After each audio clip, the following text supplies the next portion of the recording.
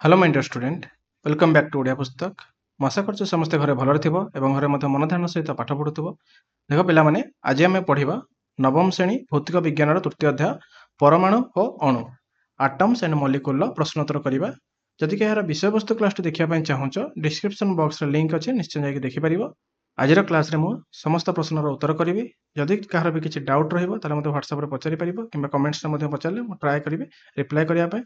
देख प्रथमे प्रश्नोत्तर मु तुमको प्रथमे बुझेबी, तापर आमे वार्डिंग सहित लिखिबा मते शिखिबा, परीक्षा किपरि भाबरे करा जिवो सेटा मते आमे जानिबा। तो फर्स्ट क्वेश्चन देखो, रासायनिक संयोगर दुईटी नियम लेख एवं बुझाओ कहिछि। तो रासायनिक संयोगर दुईटी नियम हला कोन आमे जानिचंती, गोटे हला वस्तुत संरक्षण नियम आ गोटे हला स्थिरानुपात नियम। प्रथमे वस्तुत संरक्षण नियम कोन बुझिबा, तापर आमे स्थिरानुपात नियम पाखु जिबा।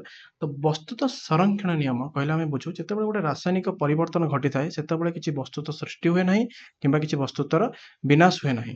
माने जेतेबेले गोटे रासायनिक परिवर्तन कोन होउछि, किछि नूतन वस्तुत सृष्टि होउनी किंबा जो वस्तुत थिला ताठु मध्ये किछि क्षय मध्ये होउनी। माने पूर्व वस्तुत और पर वस्तुत रासायनिक परिवर्तन परे समान रहउछि। ताको बस आमे वार्डिंग देके लिखिबा, कारण रासायनिक प्रतिक्रिया रे वस्तुत सृष्टि हुए नाही किंबा विनाश हुए नाही। जेतेबेले एक रासायनिक परिवर्तन बा रासायनिक प्रतिक्रिया घटी थाए सेतेबेले वस्तुत्वर परिवर्तन घटी न थाए। माने रासायनिक परिवर्तन घटे किंतु वस्तुत्वर परिवर्तन घटे नाही। अर्थात परिवर्तन रे पूर्व वस्तुत्व और पर वस्तुत्व समान रही थाए। रासायनिक परिवर्तन हेले मध्य पूर्व वस्तुत्व और पर वस्तुत्व कोन रहे समान रही थाए। मन रहिला वस्तुत संरक्षण नियम कोन, वन सेकंड कहि दउछि। रासायनिक संयोगर दुईटी नियम, गोटे हला वस्तुत संरक्षण नियम आ गोटे हला स्थिरानुपात नियम। वस्तुत संरक्षण नियम माने कोन, गोटे रासायनिक प्रतिक्रिया घटिले वस्तुत सृष्टि हेबो नाही किंबा विनाश हेबो नाही। अर्थात गोटे परिवर्तन हेला परे मध्य पूर्व वस्तुत्व और पर वस्तुत्व समान रहिबो। ताले देखो उदाहरण बुझिबा। 2 ग्राम उज्जान एवं 71 ग्राम क्लोरीन सह रासायनिक प्रतिक्रिया कले 73 ग्राम हाइड्रोक्लोराइड उत्पन्न होबो। H2 + Cl2 2HCl होबो।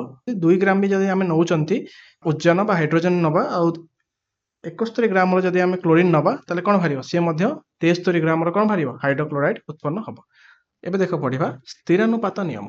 स्थिरानुपात नियम कहले कोन बुझो, स्थिर अनुपात माने स्थिर अनुपात।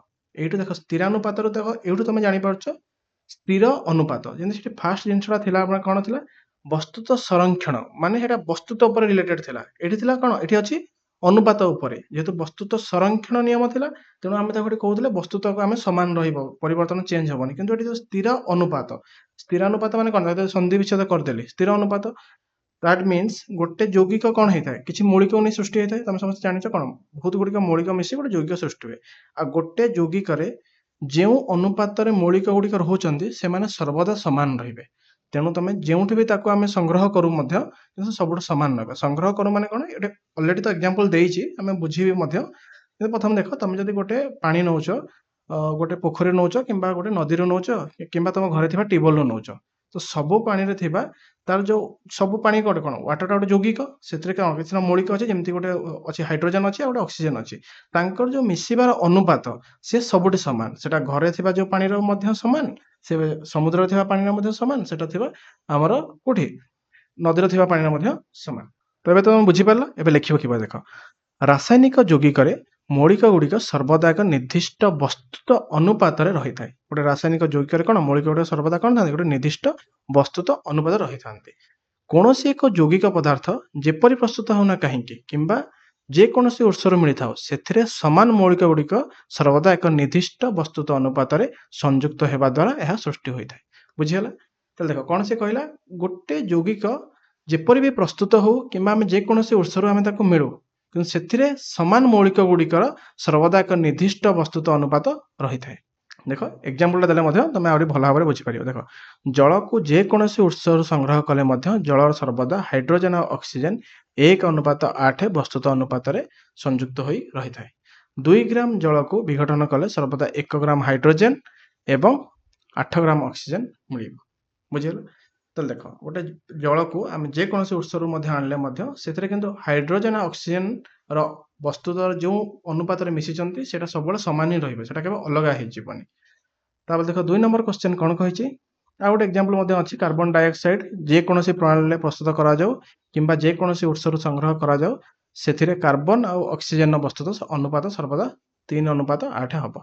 नेक्स्ट देख 2 नंबर बिट क्वेश्चन, डाल्टन का परमाणु तत्वर स्वीकार गुड़िक लेख।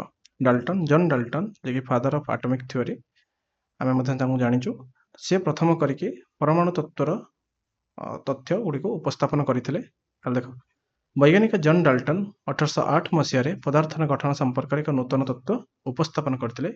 डाल्टन का परमाणु तत्व कहुए। यही तत्वर स्वीकार गुड़िक है। देख प्रथम मुझे तुमको बुझे दूसरी तो समस्त पॉइंट को आम आस्ते आस्ते बुझी बुझिकी जा। देख पदार्थ अनेक गुड़िक अति क्षुद्र कणिका को नहीं गठित। यही कणिका को परमाणु कहुए। पदार्थ गुड़िक कौन होता है प्रत्येक पदार्थ गुड़िक गोटे बहुत छोट बा क्षुद्र कणिका को नहीं गठित होता है आम परमाणु कहुए। परमाणु गुड़िक अविभाज्य कणिका हालांकि आम पर परमाणु को भांगिले कि तत्व अनुसार परमाणु गुड़िक अविभाज्य कणिका रासायनिक प्रतिक्रिया यह सृष्टि करा किंबा विनाश करा क्या परमाणु गुड़िक है अविभाज्य कणिका जहाँ आम रासायनिक प्रतिक्रिया सृष्टि करा किंबा विनाश करा कौन एक मौलिकर परमाणु गुड़िकर वस्तुत्व और रासायनिक धर्म सामान थाए माने गोटे मौलिकर परमाणु गुड़िकर वस्तुत्व और रासायनिक धर्म सामान रही है किंतु विभिन्न मौलिकर परमाणु गुड़िकर वस्तुत्व और रासायनिक धर्म अलग रही है। बुझीगला छोट पूर्व संख्या अनुपात विभिन्न मौलिकर परमाणु गुड़िकर संयुक्त होई एक यौगिक सृष्टि होता है। ये कौन डाल्टन का परमाणु तत्व। नेक्स्ट देख 3 नंबर बिट क्वेश्चन गोटे उदाहरण सह पारमाणविक वस्तुत्व कौन बुझा। देख पारमाणविक वस्तुत्व देख पारमाणविक वस्तुत्व माने कौन बुझा गोटे परमाणुर वस्तुत्व को आम पारमाणविक वस्तुत्व कहते। तो पारमाणविक वस्तुत्व किपरि आम बाहर कला विषय ये आम डिस्कसन करवा। देख गोटे परमाणु अति क्षुद्र हेले यार वस्तुत्व अच्छे निश्चय रूप अच्छी प्रत्येक पदार्थर वस्तुत्व अच्छी। तो पदार्थ जो मान को नहीं गठित हो तार भी तो किसी वस्तुत्व अच्छी बोली से गोटे वस्तुत्व रोचे। वैज्ञानिक माने रासायनिक संयोगर नियम एवं सृष्टि होता यौगिक को भित्ति करी मौलिकर एक तुलनात्मक बा आपेक्षिक वस्तुत्व निर्णय कले। एथिपाई कौनसी एक परमाणुर वस्तुत्व मानक एकक रूपे नहीं अन्य मौलिकर परमाणु वस्तुत्व निर्णय करने निष्पत्ति नियागला। देख प्राकृतिक भाव मिलुवा ऑक्सीजन गोटे परमाणुर 1/16 भाग वस्तुत्व को प्रथम वैज्ञानिक माने मानक एकक रूपे नेले। देख वैज्ञानिक माने कौन कले ऑक्सीजन को ही प्रथम गोटे नेले कौन मापक एकक रूपे नेले तार 1/16 भाग को गोटे कौन करागला एकक भाव निगला। तो ऑक्सीजन को कौन पाई चूज कले तार मध्य रीजन अच्छे कहीं ऑक्सीजन यार दुईटी कारण प्रासंगिक रूपे विवेचना करागला से गुड़िक है अनेक मौलिक सह ऑक्सीजन रासायनिक प्रतिक्रिया करे एवं यौगिक सृष्टि करि पारे। तो देख कौन करे ऑक्सीजन बहुत मौलिक सहित रासायनिक प्रतिक्रिया करके यौगिक सृष्टि करे। सेकेंड पॉइंट कौन अधिकांश मौलिकर पारमाणिक वस्तुत्व यही मापक एकक द्वारा नेबा द्वारा पूर्ण संख्या हो जाउथला फ्रैक्शन रे रहउनथला पूर्ण संख्या हो जाउथला तेणु आम ऑक्सीजन को आम नहीं। परवर्ती समय वैज्ञानिक माने ऑक्सीजन को परमाणुर वस्तुत्व निर्णय करने मापक एकक रूपे ग्रहण कले नहीं। तो से कौन है ऑक्सीजन को हम चेंज करी कार्बन को इंट्रोड्यूस कले। 1961 मसीहा कार्बन C12 एक कार्बन 12 C12 को 1/12 भाग अंश को मापक एकक रूपे विश्वव्यापी व्यवहार करागला। कार्बन को व्यवहार करागला कार्बन कौन 1 C12 पारमाणविक वस्तुत्व है 12 अटे एवं यही एकक को पारमाणविक वस्तुत्व एकक बा एटॉमिक मास यूनिट बा संक्षेप AMU कहा जाए एवं जदि शॉर्टकट परीक्षा पड़ला AMU क्या कहा जाए तुम लिखिपर एटॉमिक मास यूनिट बा पारमाणविक वस्तुत्वर एकक। आपको आम जिते ना AMU शॉर्टकट लिखती बाकी तार संकेत कौन संकेत है U यूनिफाइड मास। बुझेगा देख एग्जांपल करदे जहाँफल तुम भलसे आ बुझीपर। देख मौलिकर पारमाणविक वस्तुत्व एक आनुपातिक बा एक तुलनात्मक मूल्य अटे। आनुपातिक बा तुलनात्मक मूल्य कहीं कारण तुलना करा जाउची आम कार्बन को लेकिन ही अन्य मानकर वस्तुत्व समय आम बाहर करूँ तेणु यह कौन तुलनात्मक मूल्य अटे। कौन मौलिकर पारमाणविक वस्तुत्व किपरि बाहर कर कौन मौलिकर पारमाणविक वस्तुत्व बाहर किपरि उक्त मौलिकर गोटे परमाणुर वस्तुत्व डिवाइडेड बाय C12 परमाणुक वस्तुत्व बा 1/12 भाग। देख गोटे नाइट्रोजेन परमाणविक वस्तुत्व किपरि बाहर नाइट्रोजेन गोटे परमाणविक वस्तुत्व केते 14 सहित C12 परमाणु वस्तुत्व है 1/12 भाग 14/11 that is equal to 14U। तो ये हमारा 3 नंबर क्वेश्चन सरी जाइए। नेक्स्ट देख 4 नंबर क्वेश्चन आणविक वस्तुत्व कौन एक यौगिकर आणविक वस्तुत्व किपरि निर्णय करा जाई पारिबो उदाहरण दे लेख। देख पारमाणविक वस्तुत्व आम पढ़िले पढ़ा आणविक वस्तुत्व। आणविक वस्तुत्व होउची ଗୋଟିଏ ଅଣୁରେ ଥିବା ସମସ୍ତ ପରମାଣୁର ପାରମାଣବିକ ବସ୍ତୁତ୍ୱର ଯୋଗଫଳ। ମାନେ କ'ଣ ସମସ୍ତ ପରମାଣୁକୁ ନେଇକି କ'ଣ ହେଇଥାଏ ଅଣୁ ତିଆରି ହୁଏ। ସେଇଭଳି ଭାବରେ ପ୍ରତ୍ୟେକ ପରମାଣୁର ବସ୍ତୁତ୍ୱର ଯଦି ଯୋଗଫଳ କରିଦେବା ସେଇଟା ଯାହା ବାହାରିବ ସେଇଟା ହେଲା ଆଣବିକ ବସ୍ତୁତ୍ୱ। ତାହେଲେ ଦେଖ ଉଦାହରଣ ଦେଇଦେବା। ହଁ ଆଉ ତା ସହିତ ମଧ୍ୟ ଆଣବିକ ବସ୍ତୁତ୍ୱର ମଧ୍ୟ ଏହା ଏକ ଆନୁପାତିକ ସଂଖ୍ୟା। କାହିଁକି ନା ତା ଯାହାକୁ ନେଇକି ସେ ଗଠିତ ହେଉଛି, ଯେଉଁ ପରମାଣୁର ବସ୍ତୁତ୍ୱକୁ ନେଇ ସେ ଗଠିତ ହେଉଛି, ସିଏ ମଧ୍ୟ ଗୋଟେ କ'ଣ ଆନୁପାତିକ ସଂଖ୍ୟା ହିଁ ରହୁଛି ଏବଂ ଏହାର ଏକକ ମଧ୍ୟ ୟୁ। ଉଦାହରଣ କାର୍ବନ ଡାଇଅକ୍ସାଇଡର ଆଣବିକ ବସ୍ତୁତ୍ୱ ନିର୍ଣ୍ଣୟ କରିବା। ଦେଖ କାର୍ବନ ଡାଇଅକ୍ସାଇଡର ସଂକେତ ହେଲା କ'ଣ CO2, କାର୍ବନ ପାରମାଣବିକ ବସ୍ତୁତ୍ୱ ହେଲା 12U ଏବଂ ଅକ୍ସିଜେନର ପାରମାଣବିକ ବସ୍ତୁତ୍ୱ ହେଲା 16U। ଆମେ ନିଶ୍ଚୟ ରୂପେ ଜାଣିଛନ୍ତି। ଦେନ୍ କାର୍ବନ ଡାଇଅକ୍ସାଇଡର ଆଣବିକ ବସ୍ତୁତ୍ୱ କିପରି ବାହାରିବ 1 ଇଣ୍ଟୁ କାର୍ବନର ପାରମାଣବିକ ବସ୍ତୁତ୍ୱ ପ୍ଲସ୍ 2 ଇଣ୍ଟୁ ଅକ୍ସିଜେନର ପାରମାଣବିକ ବସ୍ତୁତ୍ୱ ଦ୍ୟାଟ୍ ଇକ୍ୱାଲ୍ ଟୁ କେତେ ହେଇଯିବ 1 into 12U plus 2 into 16U that is equal to 12U plus 32U that is equal to 44U। ଏଇଟା ବାହାରିଲା କ'ଣ କାର୍ବନ ଡାଇଅକ୍ସାଇଡର ପାରମାଣବିକ ଆଣବିକ ବସ୍ତୁତ୍ୱ। ତାହେଲେ 14U ବାହାରିଲା କ'ଣ କାର୍ବନ ଡାଇଅକ୍ସାଇଡର ଆଣବିକ ବସ୍ତୁତ୍ୱ। ବୁଝିଗଲା। ତାହେଲେ ନେକ୍ସଟ ଦେଖ 5 ନମ୍ବର କ୍ୱେଶ୍ଚନ। ପଲି ଆଟମିକ ଆୟନ କ'ଣ? 4ଟି ପଲି ଆଟମିକ ଆୟନର ଉଦାହରଣ ଦିଅ। ତ ଆୟନ ମାନେ ତମେ ଜାଣିଛ ଗୋଟେ ଚାର୍ଜ ଯୁକ୍ତ କଣିକା। ସେଟା ମେ ବି ପଜିଟିଭ ମେ ବି ନେଗେଟିଭ ବି ହେଇପାରେ। ଗୋଟେ ଯୁକ୍ତ ଚାର୍ଜ ବା ବିଯୁକ୍ତ ଚାର୍ଜ ଗ୍ରହଣ କଲେ ଗୋଟେ କଣିକା ତାକୁ ଆମେ ଆୟନ କହିଥାଉ। ତ ପଲି ଆଟମିକ ଆୟନ କ'ଣ?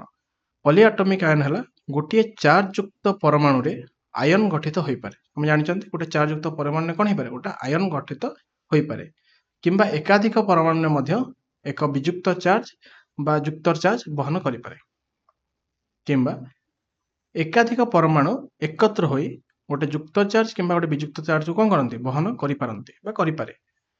ଏକାଧିକ ପରମାଣୁ ଏକତ୍ର ହୋଇକି ଚାର୍ଜ ବହନ କରିଥିଲେ ସେଗୁଡ଼ିକୁ ପଲି ଆଟମିକ ଆୟନ କୁହାଯାଏ। ବୁଝିଗଲା। ତାହେଲେ ସେ କ'ଣ କଲେ ଯେତେବେଳେ ଗୋଟେ ଏକରୁ ଅଧିକ ପରମାଣୁ ମିଶିକି ଥିବେ ଆଉ ସେମାନେ ମିଶିକି ଯେତେବେଳେ ଗୋଟେ ଚାର୍ଜକୁ ବହନ କରିଥିବେ ସେଟା ମେ ବି ଯୁକ୍ତ ଚାର୍ଜ ମେ ବି ବିଯୁକ୍ତ ଚାର୍ଜ, ତାହେଲେ ତାକୁ ଆମେ କ'ଣ କହିବା ପଲି ଆଟମିକ ଆୟନ କହିବା। ତାହେଲେ ଗୋଟେ ହେଲା କ'ଣ ଏମୋନିୟମ NH4 ପ୍ଲସ୍ ଆୟନ। এটা ଦେଖ এটা ଯୁକ୍ତ ଚାର୍ଜ ବହନ କରିଛି ପ୍ଲସ୍ ମାନେ କ'ଣ ଯୁକ୍ତ ଚାର୍ଜ ବହନ କରିଛି। ସେମିତି ନାଇଟ୍ରେଟ NO3 ମାଇନସ୍ ଏଟା ହେଲା କ'ଣ ବିଯୁକ୍ତ ଚାର୍ଜ ବହନ କରିଛି, ଇଏ ମଧ୍ୟ ଗୋଟେ polyatomic ion. Hydroxide OH minus, carbonate CO3 minus. ଦେଖ ନିମ୍ନଲିଖିତ ମୌଳିକ ଗୁଡ଼ିକର ପ୍ରତୀକ ଲେଖ। Barium BA, beryllium BE, cadmium CD, chromium CR, gold AU। Okay. ନିମ୍ନଲିଖିତ ପ୍ରତୀକ ଗୁଡ଼ିକରୁ ମୌଳିକ ନାମ ଲେଖ। Al aluminium, He helium, CO cobalt, Mn manganese, Hg mercury, B boron, P phosphorus, S sulphur, C carbon, F fluorine. Okay. 8 number bit question କହିଛି ରାସାୟନିକ ସଂକେତ ଲେଖିବାର ପ୍ରଣାଳୀ ବୁଝାଅ। ଦେଖ ଏଇଟା ହେଲା ଗୋଟେ ଇମ୍ପୋର୍ଟାଣ୍ଟ କ୍ୱେଶ୍ଚନ, ତେଣୁ ଏଟାକୁ ଆମେ ଧ୍ୟାନର ସହିତ ତମେ ଶୁଣିବ ଆଉ ତାକୁ ମଧ୍ୟ ଭଲ ଭାବରେ ବୁଝିବ, କାରଣ ପରୀକ୍ଷାରେ ଏଇ କ୍ୱେଶ୍ଚନ ଆସିବାର ସମ୍ଭାବନା ରହୁଛି। ତ ରାସାୟନିକ ସଂକେତ କିପରି ଭାବରେ ଆମେ ଲେଖିବା। ଓକେ। ତ ରାସାୟନିକ ସଂକେତ ଲେଖିବାର ପ୍ରଣାଳୀ। ରାସାୟନିକ ସଂକେତ ଲେଖିଲା ବେଳେ ନିମ୍ନଲିଖିତ ନିୟମମାନ ଅବଲମ୍ବନ କରାଯାଏ। କୋଉ କୋଉ ନିୟମ ଆମେ ଫଲୋ କରିବା? ତ ମୋଷ୍ଟ ଇମ୍ପୋର୍ଟାଣ୍ଟ 1 ସେକେଣ୍ଡ କହୁଛି। ତ କୌଣସି ଏକ ଯୌଗିକର ଅଣୁର ଆଣବିକ ବା ରାସାୟନିକ ସଂକେତ ଲେଖିବାକୁ ହେଲେ ପ୍ରଥମେ ଏଥିରେ ମୌଳିକ ଗୁଡ଼ିକର ପ୍ରତୀକ ପାଖାପାଖି ଲେଖାଯାଏ। ତାହେଲେ କ'ଣ ବୁଝିଲ? ଗୋଟେ ଯୌଗିକର ଅଣୁର ଆଣବିକ ବା ରାସାୟନିକ ସଂକେତ ଲେଖିବାକୁ ହେଲେ ପ୍ରଥମେ ଏଥିରେ ଥିବା ମୌଳିକ ଗୁଡ଼ିକର ପ୍ରତୀକକୁ ପାଖାପାଖି ଲେଖାଯାଏ। ତାହେଲେ କାହାକୁ ପାଖାପାଖି ଲେଖାଯାଇଥାଏ? ଗୋଟେ ଯୌଗିକର ମୌଳିକ ଗୁଡ଼ିକର ପ୍ରତୀକ ଗୁଡ଼ିକ ପାଖାପାଖି ଲେଖନ୍ତି। ତାପରେ ଏଇଟା ଗୋଟେ ଇମ୍ପୋର୍ଟାଣ୍ଟ ପଏଣ୍ଟ, ଯେତେବେଳେ ଧାତୁ ଅଧାତୁ, ଯଦି ଗୋଟେ ଯୌଗିକ ହେଇଛି କ'ଣ ଧାତୁ ଅଧାତୁ ଉଭୟକୁ ନେଇକି ହେଇଛି, ତାହେଲେ ସେ କେସରେ ତମେ କ'ଣ ଲେଖିବ? ଧାତୁର ନାମ କିମ୍ବା ପ୍ରତୀକକୁ ପ୍ରଥମେ ଲେଖିବା। ଯେମିତି ଏଠି ମ୍ୟାଗ୍ନେସିୟମ ଅକ୍ସାଇଡ, ସେଠି ଧାତୁ କିଏ? ଗୋଟେ ମ୍ୟାଗ୍ନେସିୟମ। ତେଣୁ ପ୍ରଥମେ ଆମେ କ'ଣ ଲେଖିବା? ପ୍ରଥମେ ମ୍ୟାଗ୍ନେସିୟମର ତାର କ'ଣ ପ୍ରତୀକକୁ ଆଗେ ଆସିକି ଲେଖାଯିବ। ବୁଝିଗଲା। ସେଇଭଳି ଭାବରେ ମୌଳିକ ଗୁଡ଼ିକର ଯୋଗ୍ୟତା ପ୍ରତୀକର ଠିକ୍ ତଳେ ଲେଖାଯାଏ। ଯେମିତି ଆମେ କ'ଣ କହୁଥିଲି? ମୁଁ କହୁଥିଲି H2O, ଏଇଟା ଦେଖ ମୌଳିକ ଗୁଡ଼ିକର କ'ଣ ଥିଲା? ଯୋଗ୍ୟତା ଯୋଉ 2 ଥିଲା ସେଟା କ'ଣ ଠିକ୍ ତଳେ ଲେଖାଯାଉଥିଲା। ତାପରେ ଯୋଗ୍ୟତାର ସଂଖ୍ୟା 2ଟିକୁ ସ୍ଥାନ ଅଦଳ ବଦଳ କରି ସଂକେତ ଲେଖାଯାଇଥାଏ। ଯଦି ଆମେ ଅଧିକ ମଧ୍ୟ ଅଛି ଯୋଗ୍ୟତାର ସଂଖ୍ୟାକୁ ମଧ୍ୟ ଆମେ କ'ଣ କରିବା? 2ଟିର ସ୍ଥାନକୁ ଆମେ ବଦଳ କରିକି ମଧ୍ୟ ଆମେ ଲେଖାଯାଇ ପାରିବ। 2HO, H2O ମଧ୍ୟ ଯାହା 2H ମଧ୍ୟ ଓ ସେଇଆ। ଆୟନର ଯୋଗ୍ୟତା କିମ୍ବା ଚାର୍ଜ ମଧ୍ୟ ସମତୁଲ ହେବ। ଯଦି ଆୟନର କିଛି ଯୋଗ୍ୟତା ଅଛି କିମ୍ବା ଚାର୍ଜ ଅଛି ତାକୁ ମଧ୍ୟ ଆମେ ସମତୁଲ କରିବା। ପଲିଆଟମିକ ଆୟନରୁ ସ୍ପଷ୍ଟ ଯୌଗିକର ଆୟନ ଗୁଡ଼ିକୁ ବନ୍ଧନୀ ମଧ୍ୟରେ ରଖି ଅନୁପାତ ସୂଚାଉଥିବା ସଂଖ୍ୟାଟି ଲେଖାଯାଏ। ଯଦି କିଛି ପଲିଆଟମିକ ଆୟନ ଅଛି, ପଲିଆଟମିକ ଆୟନ କାହାକୁ କୁହନ୍ତି? ଯେତେବେଳେ ଆମେ କ'ଣ ଗୋଟେ ମୋର ଦେନ୍ ୱାନ୍ ଯେତେବେଳେ ଗୋଟେ ପରମାଣୁକୁ ନେଇକି ଯେତେବେଳେ ଗୋଟେ ଆୟନ ସୃଷ୍ଟି ହୁଏ ତାକୁ ଆମେ ପଲିଆଟମିକ ଆୟନ କୁହନ୍ତି। ତାହେଲେ ଯଦି ସେଟା ଅଛି ତାହେଲେ ସେଇ ଯୌଗିକର ଆୟନକୁ ବନ୍ଧନୀ ମଧ୍ୟରେ ରଖି କ'ଣ କରିବା? ବନ୍ଧନୀ ମଧ୍ୟରେ ରଖି ଅନୁପାତ ସୂଚାଉଥିବା ସଂଖ୍ୟାଟିକୁ ଲେଖିବା ଆମେ। ଏହି ସଂଖ୍ୟା ଯଦି 1 ହେଇଥାଏ ତା ବନ୍ଧନୀର ଆବଶ୍ୟକତା ନାହିଁ। ତ ଅବଭିୟସଲି ଯଦି ଗୋଟିଏ ଥିବ ତାକୁ ଆମେ ବନ୍ଧନୀ ଦେଇକି ଲେଖିବା କ'ଣ? ଯଦି 1 ରୁ ଅଧିକ ଥିବ 2, 3, 4 କିଛି ବି ଯଦି ରହୁଛି ତାହେଲେ ଆମେ ତାକୁ ବନ୍ଧନୀ ଦେଇକି ଲେଖିବା। ଦେଖ ଗୋଟେ ଉଦାହରଣ ଦେଇଛି, ସୋଡ଼ିୟମ କ୍ଲୋରାଇଡର ସଂକେତ କିପରି ଭାବରେ ଲେଖିବା? ପ୍ରତୀକ ଦେଖ, ସୋଡ଼ିୟମର ହେଲା Na, କ୍ଲୋରାଇଡର ହେଲା Cl, ଆଉ ଯୋଗ୍ୟତା ଏଠି ହେଲା +1, କ୍ଲୋରାଇଡର ହେଲା -1। ତ ଏଟା ଆମେ ଯଦି ସଂକେତ କେମିତି ଲେଖିବା? NaCl। ତ ସେଇଭଳି ଭାବରେ ମିଥେନ ସଂକେତ କିପରି ଲେଖିବା? ମିଥେନ ସଂକେତ ହେଲା ପ୍ରତୀକ ହେଲା C, ଆଉ ସେଠି କ'ଣ ଥାଏ? କ୍ଲୋରିନ୍ ମିଶିଥାଏ ଆଉ ତା ସହିତ ଆମର ହାଇଡ୍ରୋଜେନ। ତ ଏଠି ଯାହାର ଯୋଉଠି କ'ଣ ମିଳିଥାଏ? 4ଟି ହାଇଡ୍ରୋଜେନ ଆଉ ଗୋଟେ କ୍ଲୋରିନ୍ ମିଶିକି ମିଥେନ ସୃଷ୍ଟି ହୋଇଥାଏ। ତ ଏହାର ସଂକେତ ହେଇଗଲା କ'ଣ? CH4। ଦେଖ 9 ନମ୍ବର କ୍ୱେଶ୍ଚନ, ନିମ୍ନଲିଖିତ ଯୌଗିକ ମାନଙ୍କର ସଂକେତ ଲେଖ। ସୋଡ଼ିୟମ ବ୍ରୋମାଇଡ, ସୋଡ଼ିୟମ ବ୍ରୋମାଇଡ ହେଲା NaBr, zinc sulphate ZnSO4, ammonium chloride NaH4Cl, barium carbonate BaCO3, aluminium phosphate AlPO4। ଏଗୁଡିକ ହେଲା କ'ଣ? ତାର ଯୌଗିକର ନାମ, ଏଗୁଡ଼ା ଥିଲା ଆମର ସଂକେତ। ନେକ୍ସଟ ଦେଖ 10 ନମ୍ବର କ୍ୱେଶ୍ଚନ, 5ଟି ଅଧାତୁର ନାମ ଲେଖି ସେଗୁଡ଼ିକର ପରମାଣୁକତା ଲେଖ। ଦେଖ ପରମାଣୁକତା ମାନେ କ'ଣ? କେତେଟା ପରମାଣୁକୁ ନେଇକି ଗଠନ ହୋଇଛି। ମାନେ ଯଦି 1 ଥିବ ତାକୁ ଆମେ ମୋନୋ ଆଟମିକ କହିବା, 2 ଥିଲେ ଡାଇଆଟମିକ, 3 ଥିଲେ ଟ୍ରାଇଆଟମିକ, 4 ଥିଲେ ଟେଟ୍ରା ଆଟମିକ, 8 ଥିଲେ ପଲି ଆଟମିକ କହିବା। ତ ଦେଖ ହିଲିୟମ ଗୋଟେ ପରମାଣୁକୁ ନେଇ ଗଠିତ ହୋଇଛି, ତ ସେଟା ହେଲା ମୋନୋ ଆଟମିକ। ହାଇଡ୍ରୋଜେନ 2ଟି ଆଟମକୁ ନେଇ ହୋଇଛି, ତାହେଲେ ହେଲା ଡାଇଆଟମିକ। ଓଜୋନ 3ଟି ଅକ୍ସିଜେନ ବା 3ଟି ମଲିକ୍ୟୁଲକୁ ନେଇକି 3ଟି ଆଟମକୁ ନେଇକି ହୋଇଛି, ତେଣୁ ଏଟାକୁ ଆମେ କହନ୍ତି ଟ୍ରାଇଆଟମିକ। ଫସଫରସ 4ଟି ଆଟମକୁ ନେଇ ହେଇଛି, ତେଣୁ ଏଟା ଟେଟ୍ରା ଆଟମିକ। ସଲଫରସ 8ଟି ଆଟମକୁ ନେଇ ହେଇଛି, ତେଣୁ ଏଟା କ'ଣ ହବ? ପଲି ଆଟମିକ। ବୁଝିଗଲା? ଯଦି ପରମାଣୁ କଥା ପକାଏ ତାହେଲେ ତମେ ବୁଝି ରଖ, ଯଦି ପରମାଣୁ କଥା ପକାଏ ପରୀକ୍ଷାରେ ତମେ ସେଟା ଧ୍ୟାନ ଦବ ସେ ଅଧାତୁଟି କେତୋଟି ପରମାଣୁକୁ ନେଇକି ଗଠନ ହେଇଛି। ଯଦି 2ଟି ପରମାଣୁ ନେଇ ଗଠିତ ହୋଇଥିବ ତାହେଲେ ଲେଖିଦବ ଡାଇଆଟମିକ, 4ଟି ଥିଲେ ଟେଟ୍ରା ଆଟମିକ, ସେଇଭଳି ଭାବରେ ତମେ ଲେଖିବ। ଓକେ, ନେକ୍ସଟ ଦେଖ 11 ନମ୍ବର, ଆଭୋଗାଡ ସ୍ଥିରାଙ୍କ କହିଲେ କ'ଣ ବୁଝାଅ?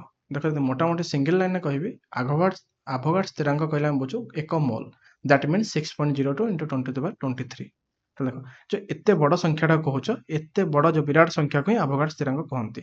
ମାନେ 1 ମୋଲ କହିଲେ 6.02 × 10⁻23 ସଂଖ୍ୟାକୁ ବୁଝାଏ। ଏହି ବିରାଟ ସଂଖ୍ୟାକୁ ଆଭୋଗାଡ ସ୍ଥିରାଙ୍କ କୁହାଯାଇଥାଏ। ଏହା N0 ପ୍ରତୀକ ଦ୍ୱାରା ଚିହ୍ନଟ କରାଯାଏ। 1N0 = 6.02 × 10⁻23 ସଂଖ୍ୟାର କଣିକା, ସଂଖ୍ୟକ କଣିକା। ଓକେ, ଏହା ଅଣୁ ପରମାଣୁ ଆୟନ ବା କଣିକା ସଂଖ୍ୟାର ଗଣନାରେ ଗୋଟିଏ ଏକକ ଅଟେ। ଏଟା କ'ଣ ହେଲା? ଯଦି ଅଣୁ ପରମାଣୁ ଆୟନକୁ ଆମେ ଯୋଉ କଣିକା ଗୁଡ଼ିକୁ ସଂଖ୍ୟା କରିବା ପାଇଁ ଏଟା ଗୋଟେ ଏକକ। ଯଦି ମୁଁ ଏମିତି ଏକ୍ସାମ୍ପଲ ଦେବି, 1 ମୋଲ ହାଇଡ୍ରୋଜେନ ପରମାଣୁ ମାନେ କ'ଣ? 6.02 × 10⁻23 ସଂଖ୍ୟକ ହାଇଡ୍ରୋଜେନ ପରମାଣୁ। ଯଦି 1 ମୋଲ କ୍ଲୋରିନ୍ କହିବି ତାହେଲେ 6.02 × 10⁻23 ସଂଖ୍ୟକ କ୍ଲୋରିନ୍ ଅଣୁ। ଯଦି 1 ମୋଲ ଆୟନ କହିବି 6.02 × 10⁻23 ସଂଖ୍ୟକ ଆୟନ। 1 ମୋଲ ଇଲେକ୍ଟ୍ରନ କହିଲେ 6.02 × 10⁻23 ସଂଖ୍ୟକ ଇଲେକ୍ଟ୍ରନ। ବୁଝିଲା? 13 ନମ୍ବର କ୍ୱେଶ୍ଚନ କହିଛି, ଗ୍ରାମ ଆଣବିକ ବସ୍ତୁତ୍ୱ କ'ଣ? ଗୋଟିଏ ଉଦାହରଣ ସହ ବୁଝାଅ। ଓକେ, ଗ୍ରାମ ଆଣବିକ ବସ୍ତୁତ୍ୱ ଆମେ ତ ନିଶ୍ଚୟ ବୁଝିବା, ତା ପୂର୍ବରୁ ଆମେ ଗ୍ରାମ ପରମାଣୁ ବସ୍ତୁତ୍ୱ କ'ଣ ଆଗେ ବୁଝିଦେବା। ଦେଖ ଗୋଟିଏ ମୋଲ ପଦାର୍ଥର ବସ୍ତୁତ୍ୱକୁ ମୋଲାର ବସ୍ତୁତ୍ୱ କୁହାଯାଏ। କ'ଣ ହେଲା? 1 ମୋଲ ପଦାର୍ଥର ବସ୍ତୁତ୍ୱକୁ ଆମେ କ'ଣ କହିଥାଉ? ମୋଲାର ବସ୍ତୁତ୍ୱ କୁହାଯାଏ। ସେମିତି ପରମାଣୁର ମୋଲାର ବସ୍ତୁତ୍ୱକୁ, ଗୋଟେ ପରମାଣୁର ମୋଲାର ବସ୍ତୁତ୍ୱକୁ ଗ୍ରାମ ପରମାଣୁ ବସ୍ତୁତ୍ୱ କୁହାଯାଇଥାଏ। ସେଇଭଳି ଭାବରେ ଗୋଟେ ଅଣୁର ମୋଲାର ବସ୍ତୁତ୍ୱକୁ ଗ୍ରାମ ଆଣବିକ ବସ୍ତୁତ୍ୱ କୁହାଯାଇଥାଏ। ବୁଝିଗଲା? ଗୋଟେ ଅଣୁର ମୋଲାର ବସ୍ତୁତ୍ୱକୁ ଆମେ କ'ଣ କହିବା? ଗ୍ରାମ ଆଣବିକ ବସ୍ତୁତ୍ୱ। ଦେଖ ଏକ୍ସାମ୍ପଲ ଦେଖ, ହାଇଡ୍ରୋଜେନର ଆଣବିକ ବସ୍ତୁତ୍ୱ ହେଲା 2U। 1 ମୋଲ ହାଇଡ୍ରୋଜେନ ଅଣୁର ବସ୍ତୁତ୍ୱ କେତେ ହେଇଯିବ? 2 ଗ୍ରାମ ହେଇଯିବ। ସେଭାବରେ ହାଇଡ୍ରୋଜେନ ଗ୍ରାମ ଆଣବିକ ବସ୍ତୁତ୍ୱ କେତେ ହେଇଯିବ? ସେମ୍ 2 ଗ୍ରାମ ମଧ୍ୟ ହେଇଯିବ। ସେଭଳି ଯଦି ଜଳର ଆଣବିକ ବସ୍ତୁତ୍ୱ ମୁଁ ବାହାର କରିବି କେତେ ହେଇଯିବ? 11U। ସେଭଳି ଜଳର ଗ୍ରାମ ଆଣବିକ ବସ୍ତୁତ୍ୱ କେତେ ହେଇଯିବ? 18 ଗ୍ରାମ ବା 18 ଗ୍ରାମ। 18 ଗ୍ରାମ ଜଳରେ 1 ମୋଲ ଜଳ ଅଣୁ ଅର୍ଥାତ୍ 6.02 × 10⁻23 ସଂଖ୍ୟକ ଜଳ ଅଣୁ ରହିଛି। ଜଳର ଗ୍ରାମ ଆଣବିକ ବସ୍ତୁ ତ 18 ଗ୍ରାମ ହେବ। ସେ ଭାବେ ଯଦି ତୁମକୁ ବୁଝେଇବି 18 ଗ୍ରାମ ଜଳରେ 1 ମୋଲ୍ ଜଳ ଅଣୁ ଅର୍ଥାତ୍ 6.02 into 10 to the power 23 ସଂଖ୍ୟକ ଜଳ ଅଣୁ ରହିଅଛି। ବୁଝିହେଲା? ଏଠି ଆମର 13 ନମ୍ବରଟି ସରିଯାଇଛି। ଏଠି ସରିବା ସହିତ ଆଜି ଚାପ୍ଟର 3ର ସମସ୍ତ ପ୍ରଶ୍ନୋତ୍ତର ମୁଁ କଲି। ଯାହାର କିଛି ଛୋଟ ମୋଟ ଡାଉଟ୍ ଥିବ ମୋତେ ନୋ ଡାଉଟ୍ ହ୍ୱାଟ୍ସଆପ୍ରେ ପଚାରି ପାରିବ। ତ ଆଜି ପାଇଁ କ୍ଲାସ୍ ଏଇଠି ରଖୁଛି। Thank you so much. Next କ୍ଲାସ୍ରେ ଆମେ ଚାପ୍ଟର 4ର କ୍ୱେଶ୍ଚନ୍ ଆନ୍ସର୍ କରିବା।